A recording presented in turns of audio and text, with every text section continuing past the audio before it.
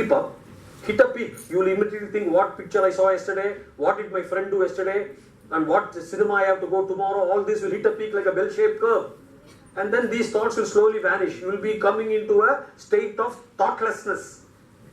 And then again, thoughts will start like a bell-shaped curve.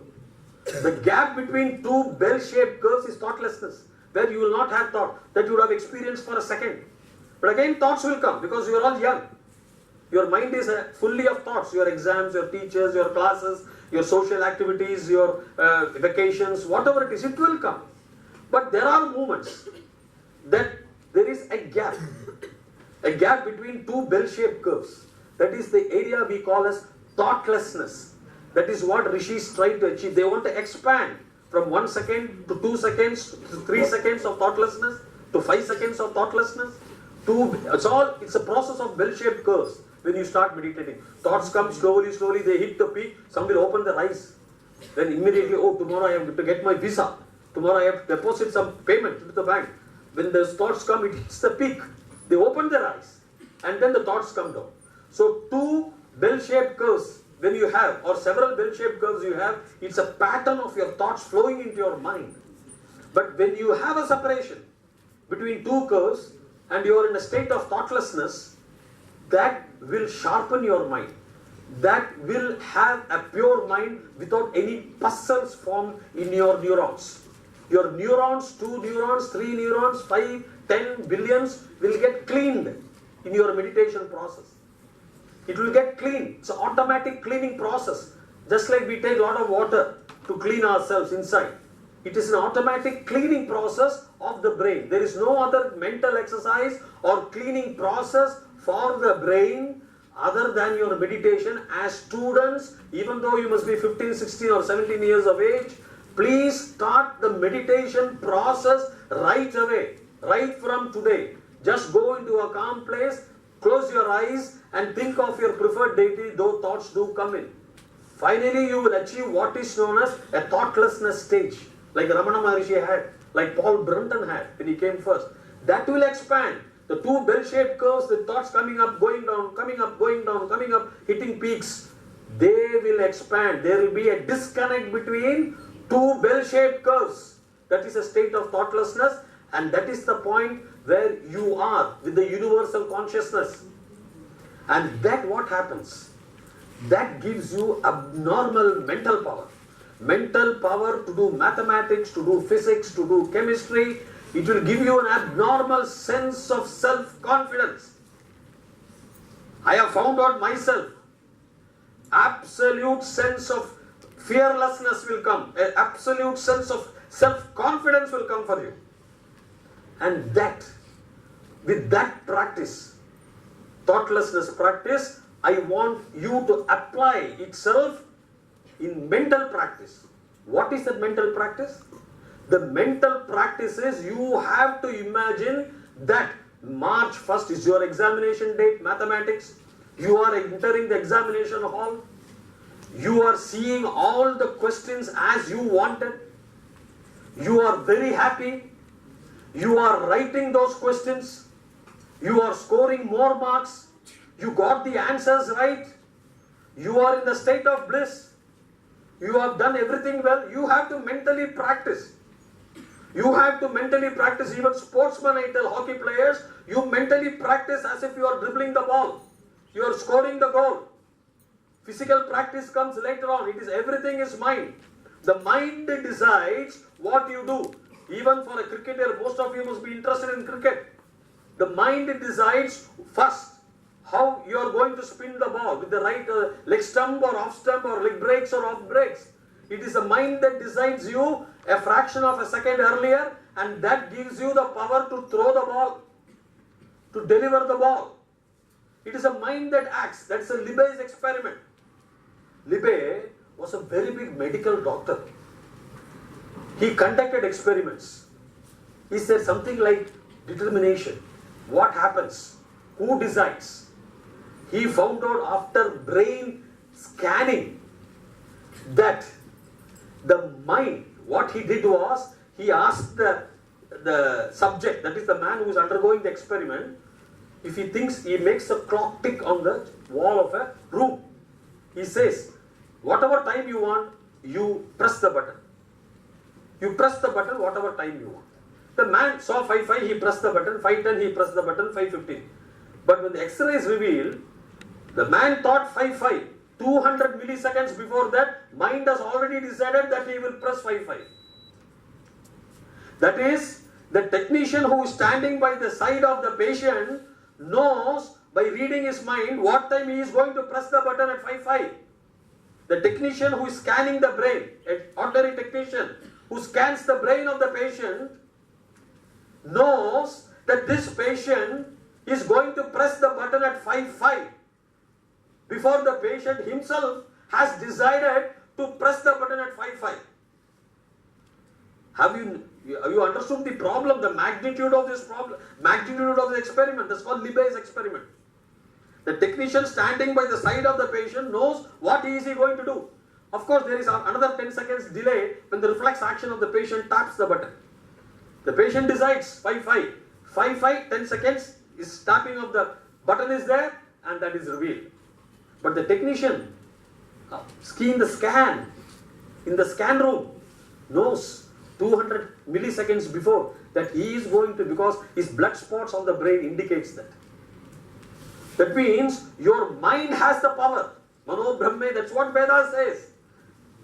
I quoted Taittiriya Upanishad, Mano Brahme Divya Jana. So when you have that mind, practice in your mind. What to practice? That you are entering the examination hall, that you get all the questions, what you expected, what you anticipated, everything you are answering, all the mathematical problems is fine. You are doing the known answers first. You are writing it legibly.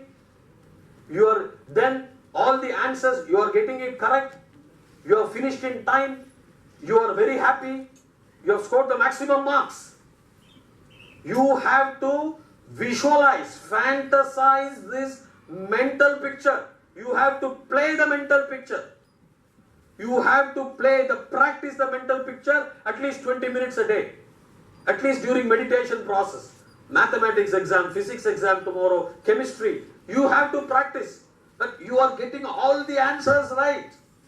The questions are all what you have expected. Everything is fine. Do not have the fear. What happens if I don't get the right questions? What happens if I get the questions which I do not know? Why this I do not know? I am not aware. I cannot do. All this not. What is this? These are all negative emotions. See, one thing I am asking you, when you go to daily, when you come to the school, do you think that a person will come into an accident?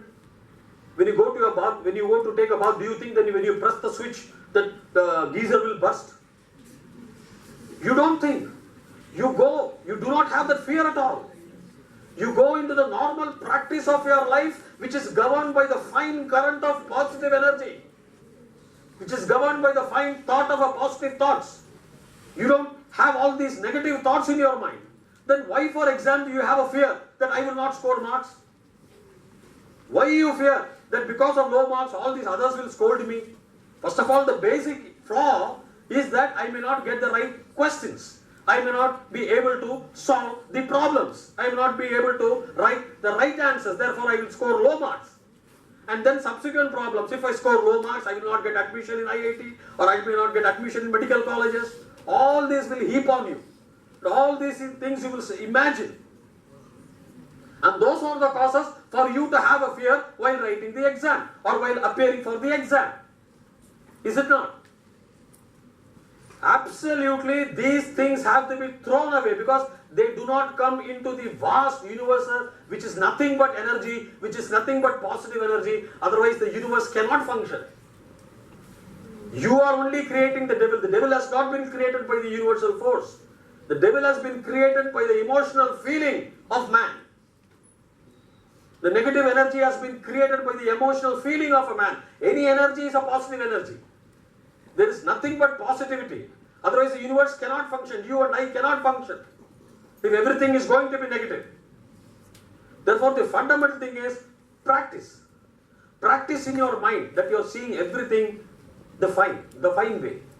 Everything you are able to answer. All the questions are easy for you. Everything is within the capacity for you.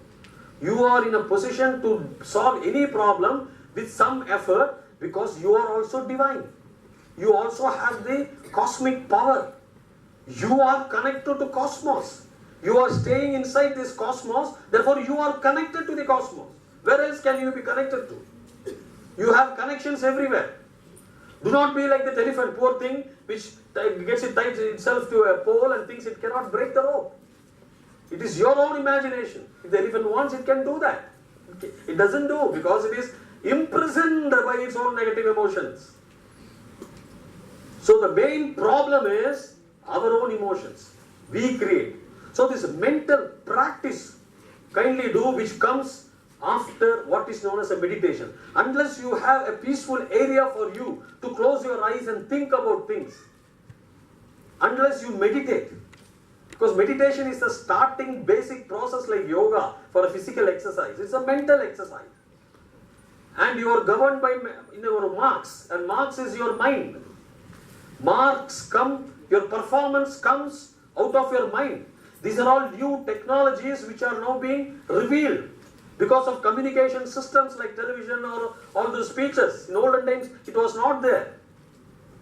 That's why society is progressing very fast. Last 20 years, the progress of our society is remarkable, anywhere in the world. Though emotional factors come into the play and destroy some social fabrics, some social systems, some family systems, technology-wise, output-wise, the things are going forward. So within this realm, what you have to do is the Indian way of meditation. And meditation, you are able to control your mind. The pus cells will go away.